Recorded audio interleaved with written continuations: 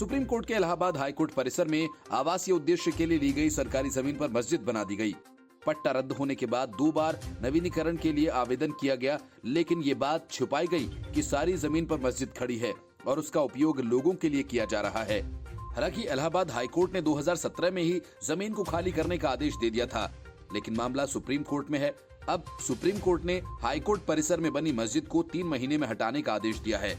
साथ ही कोर्ट ने यह भी कहा कि वक्फ बोर्ड यदि चाहे तो सरकार से मस्जिद के लिए दूसरी जमीन मांग सकता है। हालांकि मस्जिद की तरफ से पेश हुए वकील कपिल सिब्बल ने मस्जिद के कई साल पुराना होने को लेकर सियासी रंग देने की कोशिश की, लेकिन सुप्रीम कोर्ट ने उनके इन सारे तर्कों को खारिज कर दिया। इस मामले की सुप्रीम कोर्ट में हुई सुनवाई में जस्टिस एम.आर. शाह और जस्टिस सी.टी. कुमार की बेंच ने इलाहाबाद हाई कोर्ट के मस्जिद हटाने वाले फैसले के खिलाफ दायर सभी याचिकाओं को खारिज कर दिया। साथ ही कोर्ट ने मस्जिद हटाने के लिए 3 महीने का समय दिया है। सुप्रीम कोर्ट ने अपने आदेश में कहा कि यदि मस्जिद को 3 महीने के अंदर नहीं हटाया गया तो इलाहाबाद हाई कोर्ट समेत अन्य अधिकारी मस्जिद को तोड़ सकते हैं। इसके अलावा सुप्रीम कोर्ट ने अपने आदेश में कहा कि याचिकाकर्ता चाहें तो मस्जिद बनाने के लिए राज्य सरकार से दूसरी जमीन मांग सकते हैं। मस्जिद हटाने का फैसला सुनते ही सुप्रीम कोर्ट ने यह भी कहा कि मस्जिद एक सरकारी पट्टे वाली जमीन पर बना है। इस लीज को साल 2002 में ही रद्द कर दिया गया था।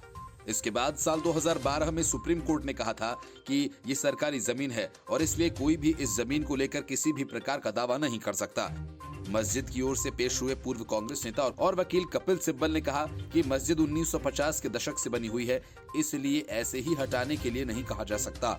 उन्होंने कहा कि साल 2017 में सरकार बदल गई और सब कुछ बदल गया। नई सरकार के गठन के 10 दिन बाद एक जनहित याचिका दायर की जाती है और दूसरी जमीन मिलने तक हमें मस्जिद कहीं शिफ्ट करने में समस्या होगी। वहीं इस पूरे मामले में इलाहाबाद हाई कोर्ट से पेश हुए वरिष्ठ अधिवक्ता राकेश द्विवेदी ने कहा कि ये पूरी तरह से धोखाधड़ी का मामला है। उन्होंने कहा कि नवीनीकरण के लिए 2 बार आवेदन किए गए, लेकिन इस बारे में नहीं बताया गया। मस्जिद का निर्माण किया गया है और इसका इस्तेमाल जनता के लिए किया जा रहा है, बल्कि ये कहते हुए नवीनीकरण की मांग की गई थी कि आवासीय उद्देश्यों के लिए इसकी आवश्यकता है।